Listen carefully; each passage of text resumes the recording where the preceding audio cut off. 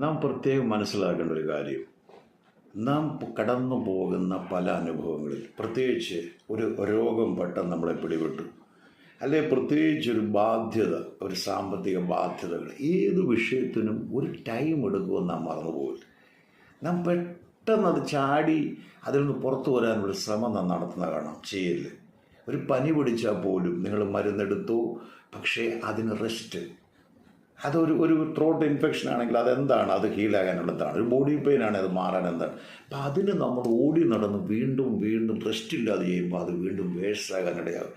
ഒരു കടഭാരങ്ങൾ പോലും ഒന്ന് മാറി എന്ന് ചിന്തിച്ച് അതെങ്ങനെ അത് സോൾവ് ചെയ്യാം, എങ്ങനെ അത് പരിഹരിക്കാം, അത് സംവേദനത്തോടെ, ചിലപ്പോൾ അതിനല്പം ടൈം വേണ്ടി വരുമായിരിക്കും. ഓരോന്നിനും ശ്രദ്ധയോടെ റെസ്റ്റ് കൊടുത്തു. മനസ്സിന് ഏറ്റവും മുറിവാണെങ്കിൽ മറ്റുള്ളവരെ നിങ്ങളെ എന്താണ് വേദനിപ്പിച്ച്, നിങ്ങൾ അതിനൊന്ന് വെയിറ്റ് ചെയ്തുകൊണ്ട് ഒന്ന് ടൈം കൊടുത്താൽ അതിനകത്ത് ഒരു